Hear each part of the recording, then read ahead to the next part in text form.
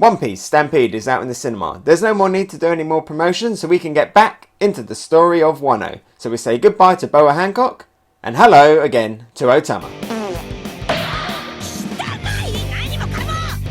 Yo! Hegassen here. The preview for this episode showed Luffy and Zoro facing off against Basil Hawkins. Did we get that this week? No, not really. We have to wait till next week to get that. That was literally the end of this episode, was Luffy and Zoro facing down against Basil Hawkins. And yeah, as you guessed it, in this episode, Luffy and Zoro, they reunite. But we've got a lot of stuff to get through before we get to that moment, because the bulk of this episode is actually around Luffy and Otama. Because, if you remember from 2 weeks ago, before the awful Stampede filler, Otama had been poisoned. She drank water from the river, which was poisonous water, and it was poisonous because of Kaido and what Kaido is doing to Wano. And Luffy felt a little bit guilty about that because he had eaten the rice that Otama had really kindly cooked for him. And we carry on from the story here. Luffy has decided that he's going to go take Otama to a nearby town to go find the doctor. So Luffy, he takes Otama and he sets off, and we see a lot more of Otama not only dealing with the poison but also dealing with the fact that she has recently found out, again because of Luffy, and I think Luffy's maybe feeling a little bit guilty here as well, the fact that Ace has died and the promise that Ace made to Otama can no longer be fulfilled. And there's some really sweet stuff there, some really nice character moments between Luffy and Otama, as well as Otama and Ace. Again, we get a few more little flashbacks of that, some really nice stuff, and I really get the sense here that Otama is very much like the little sister to Ace, and very much is going to become the little sister to Luffy. All we need now is for her to become the little sister of SABO, and then she's the little sister to all three brothers. I think that's kind of where this story plot is going to go, and I kind of speculate that at the end of Wano, Luffy is going to make his own promise to Otama, and I definitely think he's gonna call her little sister at the end of Wano. She's always calling him big brother. I am going to be disappointed if Luffy does not call Otama a little sister. Before Luffy can go off to get the doctor, we get Hitetsu. He comes back up to Luffy and he gives Luffy his Wano gear. So now Luffy's in his Wano's gear. He's got the top knot, he's got the kimono, and he sees out the corner of his eye, using a little bit of observation haki, he sees the sword and he grabs it, and there's this really epic moment where there's this epic guitar riff as he grabs the sword. It's been made aware to me on Twitter that that guitar riff is the exact same guitar riff that plays when we first see Zoro for the first time. So is there a connection there? Is this sword eventually going to become one of Zoro's swords? There's a very high possibility, because we find out that this sword, it's a cursed sword, and two, it is one of the high grade swords, and we get like a refresh here from Hitetsu about what the high grade swords are. You've got the 50 fine swords, you've got the 21 excellent swords, and you've got the 12 supreme swords. And we also find out that this sword is called Kitetsu 2, or at least that's what it's called in the anime. It's also known as Nidai Kitetsu. That's the other name that you might hear this sword known as, Nidai Kitetsu. Kitetsu keeps trying to warn Luffy not to take it. It's a cursed sword, don't take it. I don't want to touch it, so just, give it back, put it back on the shelf. And Luffy's like, no, I need it to look like a samurai, and off he goes. He goes off with Otama, and the Komayinu comes, picks them up, and they go running off out into the wilderness. And they go running off, and we say goodbye to Hitetsu for the time being. But before we do, I just want to point out, was his head always that big? Look at his head here, it's massive. It's like someone turned DK mode on. I don't remember it being that big in the manga. I know it was big, but not that big. So Luffy leaves the bamboo forest and he goes out into the wilderness, into the Badlands, and we see this great big vast open area with all of the animals. There's zebra rhinos, there's swinubs, there's sharkodiles. Luffy, he's salivating, he's like, I see a lot of food here. And Otama reminds me of the fact that it's all poisonous. The same thing that happened to hers happened to the animals. They are all poisoned as well by the river water. They're poisoned again because of Kaido.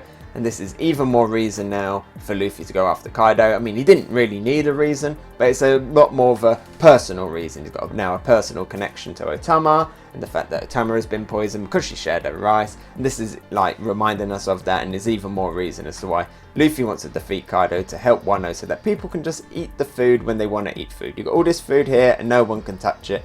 And again, it gives Luffy even more of a personal reason to go after Kaido. And I have a personal reason to ask you guys, if you could, to drop me a like on this video. It will be really helpful. Helps the channel grow, helps get the channel out there and promotes it. Can't stress enough how important it is. So if you could do that, that would mean a lot to me. And do you know what means a lot to Zoro? Saki means a lot to Zoro, and Zoro sees some of Kaido's men with some sake at the side, and he goes after them and he slashes them up easy. And while doing that, he inadvertently saves this woman.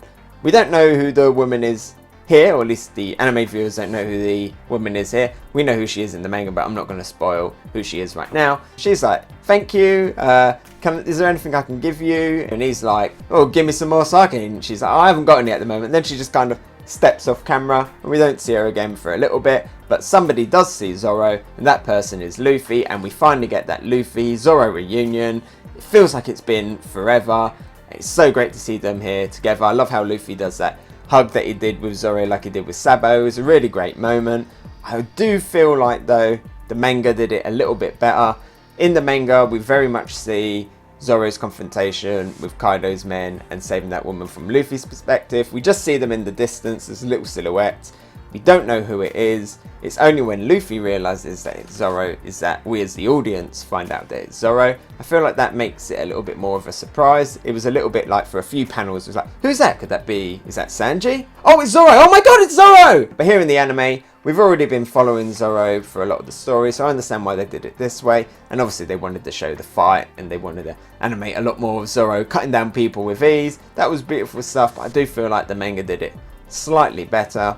And at the end, we get what we was teased all of those weeks ago.